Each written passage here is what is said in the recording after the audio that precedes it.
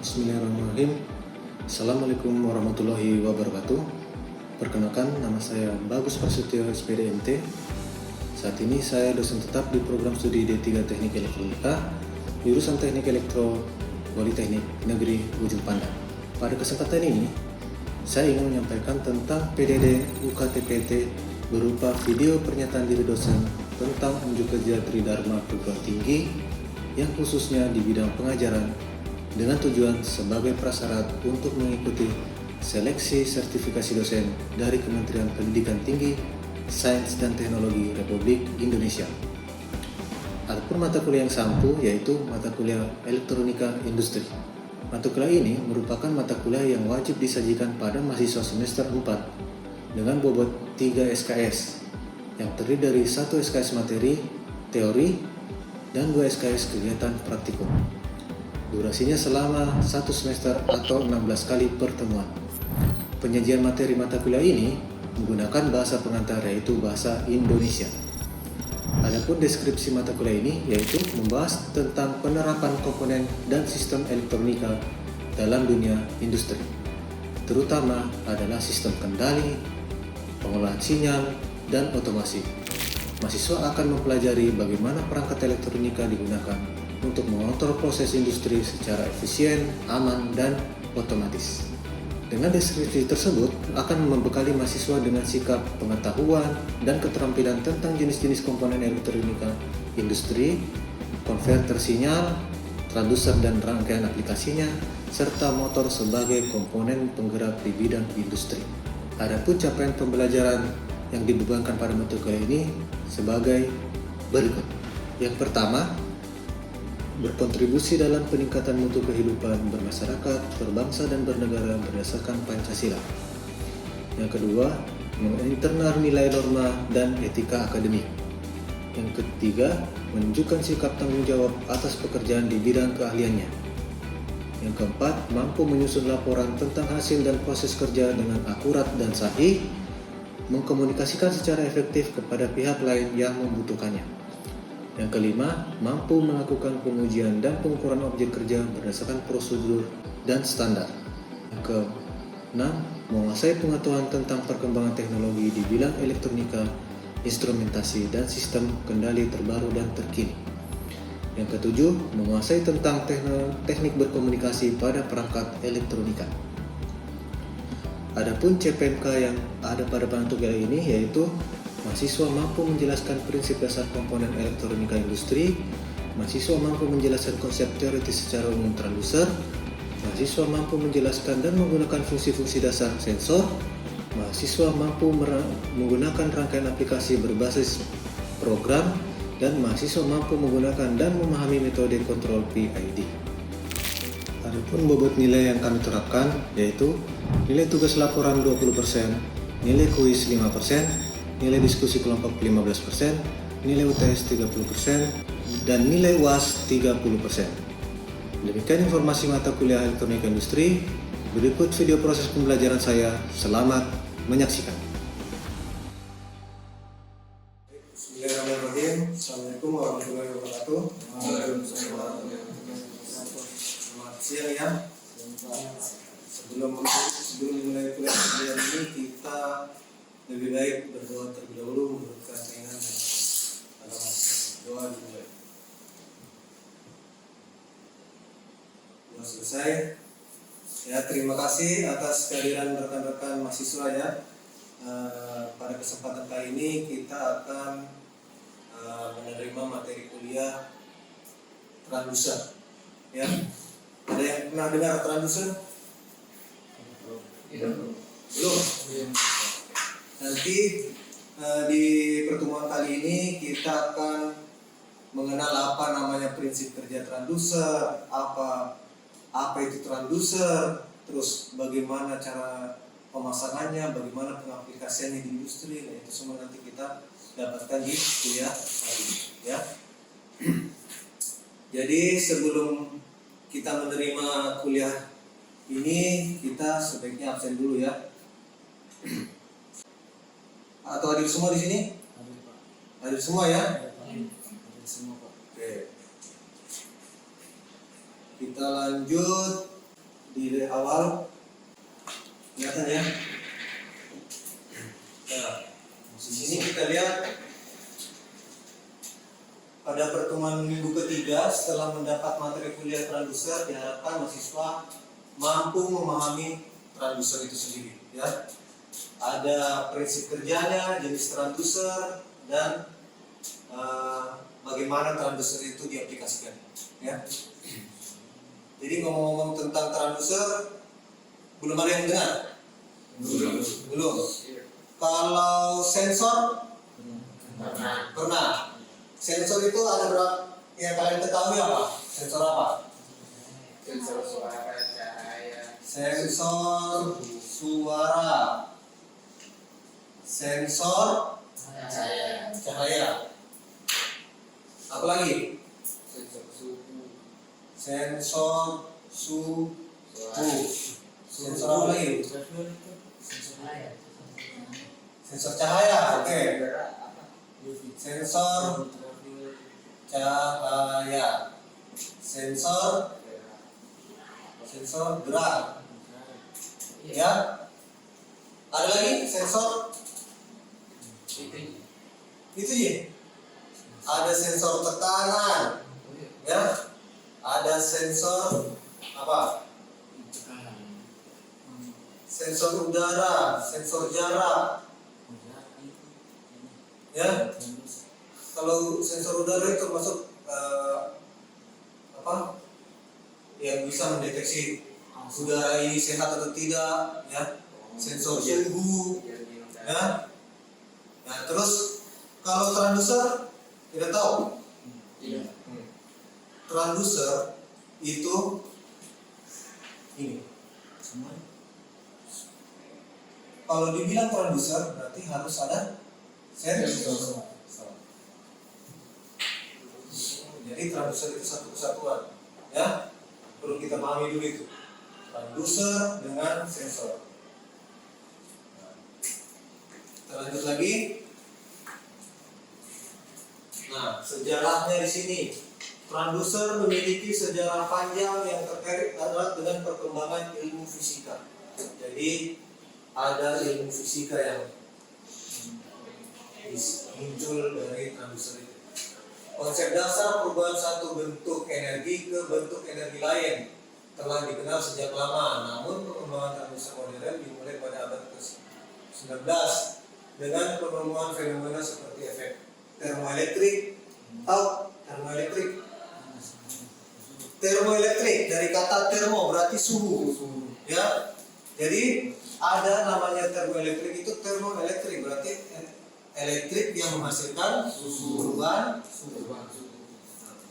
Jadi ada yang dinamakan rice cooker, refrigerator, ya. Itu semua termoelektrik yang merubah dari aliran listrik menjadi suhu. Nah, itu tadi kan ada pengertiannya yang perubahan satu bentuk energi ke bentuk energi lain. Jadi energi listrik ke energi suhu. Gitu. Terus dan ada efek piezoelektrik. Apa itu piezoelektrik? Piezoelektrik itu suatu medan yang bisa menghasilkan listrik. Jadi suatu medan yang bisa menghasilkan listrik. Contohnya biasanya seperti apa? Solar panel. Nah, bisa menghasilkan listrik itu. Dari cahaya ke listrik. Bedanya apa itu? Piezoelektrik. Ya. Contoh apa lagi? Pokoknya pembangkit. Ya, pokoknya pembangkit listrik itu yang disebut dengan piezoelektrik. Nah, pada abad ke-20 terutama selama Perang Dunia, kebutuhan akan teknologi sensor dan aktuator yang lebih canggih mendorong inovasi besar dalam desain dan aplikasi transducer yang kini menjadi komponen vital di hampir setiap sistem elektronik. Dan awal-awalnya itu dari Perang Dunia, yang bukan dari industri nih transducer. Terus kita lanjut, perkembangan transducer dari masa ke masa. Abad ke-19, konsep dasar perubahan energi mulai dipahami dengan penemuan fenomena seperti tadi, termoelektrik. Terus masuk lagi di akhir abad ke-9 ada efek piezoelektrik ditemukan oleh Curie bersaudara pada tahun 1880. Ya, ini membuka jalan bagi jenis transducer baru.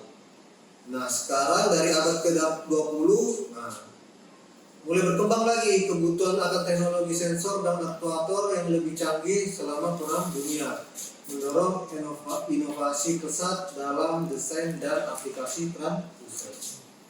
Nah, yang selanjutnya di era modern, transducer menjadi komponen vital di hampir setiap sistem elektronik dan kontrol, terus berkembang dengan teknologi baru. Kenapa vital? Nah, yang sering kita pakai AC.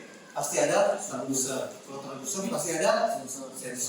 Ya, ada sensor, pasti ada transducer. Ada transducer, pasti ada sensor. Nah, itu. Terus apakah beda transducer sama sensor? Nanti kita kulik lagi lebih dalam ya. Nah, sekarang yang contoh lagi kalau transducer seperti apa lagi? Kulkas, ya, rice cooker dan sebagainya, itu semua masuk transducer. Suatu sistem yang membangun sensor itu yang dimaksud dengan transducer. Terus pengertian dan konsep dasar transducer. Transducer adalah perangkat yang mengubah satu bentuk energi menjadi bentuk energi lainnya, ya. Perangkat ini berperan krusial dalam mengubah besaran fisik seperti tekanan, suhu, cahaya, suara, atau gerakan menjadi sinyal listrik atau sebaliknya. Sebaliknya maksudnya cahaya menjadi listrik, suara menjadi listrik. Sinyal listrik yang dihasilkan kemudian dapat diproses, diukur atau digunakan untuk mengontrol sistem lainnya. Ya, jadi sudah masuk ke pengontrolan lagi. Sebaliknya, transducer juga dapat mengubah sinyal listrik menjadi besaran fisik seperti pada aktuator. Ya, oke, sampai sini paham? Paham antara transducer dan sensor. Nah, sini ada pertanyaan. Apakah transducer beda dengan sensor? Ada yang bisa jawab? Apakah transducer beda sama sensor? Coba.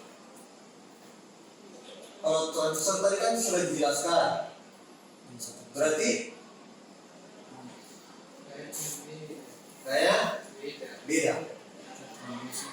Beda transducer, beda sensor. Ada fungsinya masing-masing. Ya. Jadi kalau transducer itu suatu sistem yang berupa ada di dalamnya sensor. Ya, kita lihat pengertiannya. Nah, di sini ada dua. Yang mana sensor, yang mana transducer? Sensor sebelah kanan, transducer sebelah kiri. Ini dalamnya mikrofon. Ya, ini dalamnya mikrofon. Ada suara masuk, diproses sehingga mengeluarkan sinyal listrik akan mengeluarkan suara yang bisa diatur volumenya atau besar kecil volumenya. Ya, itu yang dimaksud dengan sistem transducer. Kalau itu yang dimaksud dengan sensor. Sensor yaitu bisa apabila mendeteksi cahaya akan fungsinya tegangannya akan mengalir. Ya, kalau tidak terdeteksi cahaya tegangannya tidak. Paham dari sini? Oke. Kita lanjut lagi. Transducer dan sensor, apa bedanya? Nah, ini. Sensor adalah perangkat yang mendeteksi atau mengukur kuantitas fisik dan mengubahnya menjadi sinyal yang dapat dibaca oleh instrumen atau pengaman. Ya. Misalnya sensor suhu. Kok tembakan ke jidatmu nanti terbaca 29 derajat. Nah, itu yang namanya sensor. Ya, beda lagi dengan transducer. adalah perangkat yang mengubah satu bentuk energi menjadi bentuk energi lain. Sensor adalah jenis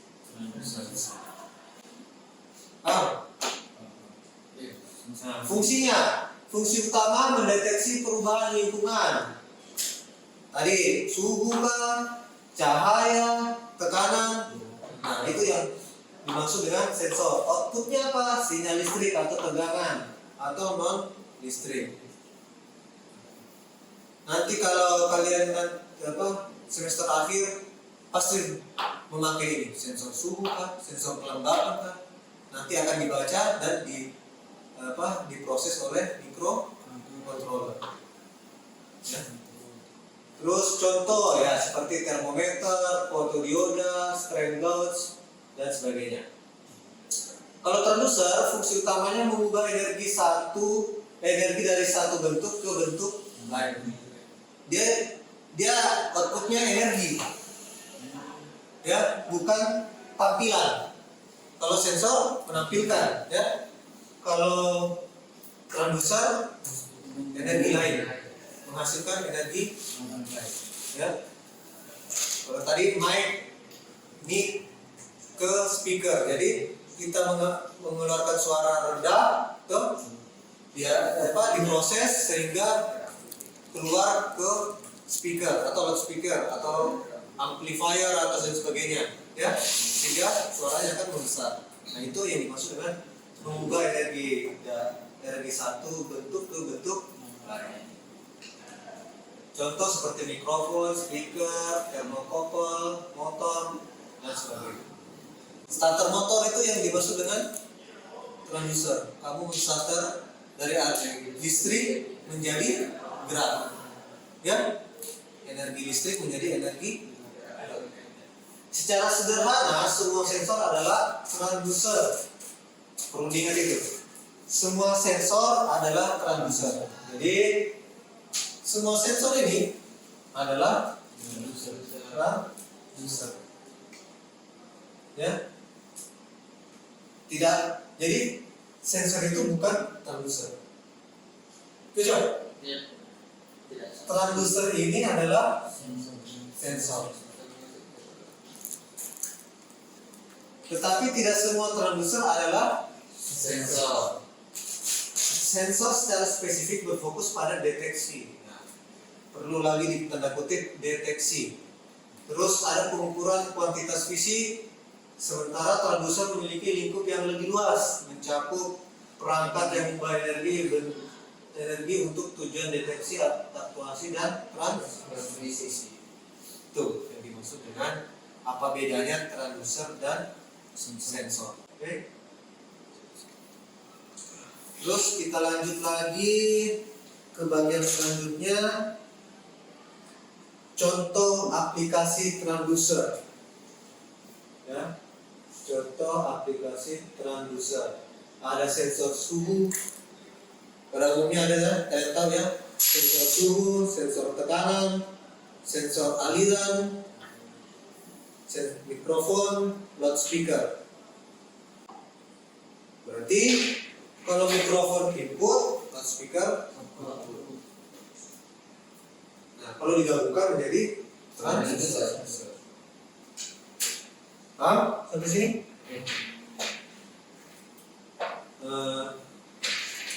Terus kita lanjut di pengertian dan konsep dasar transducer.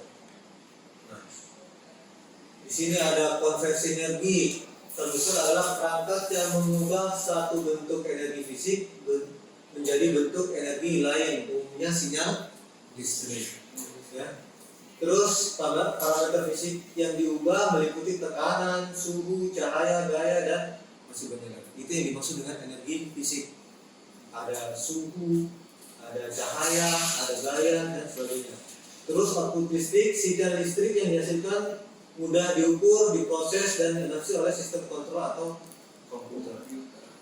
Konsep dasar ini menjadi fondasi bagi semua aplikasi transducer, memungkinkan interaksi antara dunia fisik dan sistem. Terus kita lanjut jenis-jenis transducer. Ada transducer aktif, ada transducer pasif.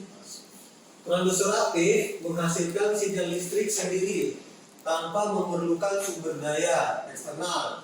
Contohnya yang umum adalah termocouple yang menghasilkan tegangan kecil berdasarkan perbedaan sensor suhu. Terus bedanya dengan pasif yaitu membutuhkan sumber daya eksternal yang beroperasi seperti strange dot adalah contoh klasik di mana resistensinya berubah ketika mengalami deformasi itu maksudnya pindah posisi. Apa yang membuat pindah posisi? Itu ada sumber daya eksternal yang mengakibatkan pindah posisi. Ini contoh sensor suhu, ini contoh sensor strain. Ini biasa dipakai di industri. Nanti kalau semester berapa ya? Semester 4 itu nanti Anda mendapatkan mata kuliah elektronika industri. Ya, elektronika industri ini nanti kalian dapat berkunjung di industri. Yang sering dikunjungi itu yaitu di PT Makassar TNE, pabrik gula. Nah, di situ banyak sensor-sensor yang ini, sensor aliran, sensor suhu, dan sensor strain gauge. Selanjutnya kita masuk di prinsip kerja transducer, yaitu konversi fisik mengubah parameter fisik tekanan menjadi perubahan listrik, resistansi atau tegangan. Terus ada juga prinsip kerjanya sesuai dengan sensitivitas atau linearitas. Ya, sensitivitas menentukan seberapa besar perubahan output per perubahan input. Ya, linearitas ini memastikan respon yang konsisten. Ada juga faktor akurasi. Akurasi dipengaruhi oleh kalibrasi suhu, lingkungan, noise, dan metode instalasi. Nah, kita lanjut lagi contoh prinsip kerja transducer di bidang listrik. Apa? Mikrofon. Tadi sudah dijelaskan beberapa kali mikrofon. Ada juga termistor. Ada juga LVDT, Linear Variable Differential Transformator. Ada juga set fotovoltaik. Ya. Situ mikrofon tadi sudah dijelaskan ya. Nah, di sini namanya LVDT. Adalah transducer yang mengubah perpindahan gerakan menjadi sinyal listrik. Terdiri dari satu kumparan primer, dua kumparan sekunder. LVDT beroperasi dengan prinsip kopling induktif ketika inti ferromagnetik bergerak antara kumparan. Tegangan keluaran pada kumparan sekunder berubah secara proporsional dengan posisi inti menghasilkan sinyal listrik dan mempresentasikan perpindahan. Ada juga fotovoltaik, dikenal juga sebagai sel surya. Ya, sudah disebutkan tadi. Ini termasuk pisio elektrik. Ya. Pisio elektrik.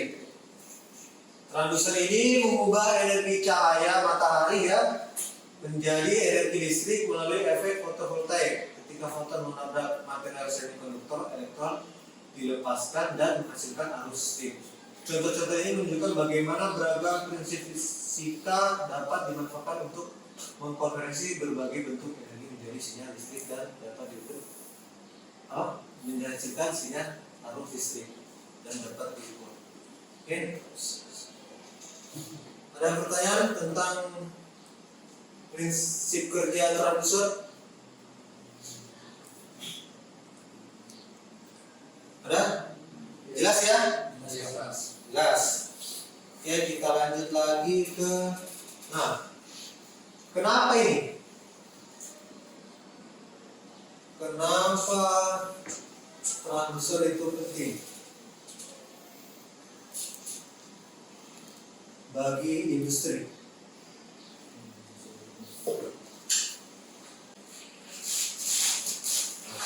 Kenapa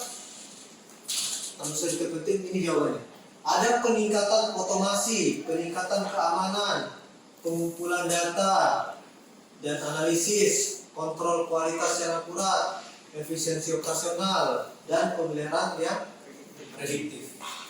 Ada semua di sini. Ada peningkatan otomasi, peningkatan keamanan, ya. Produser menggunakan sistem otomasi untuk merasakan dan merespons perubahan lingkungan secara real time.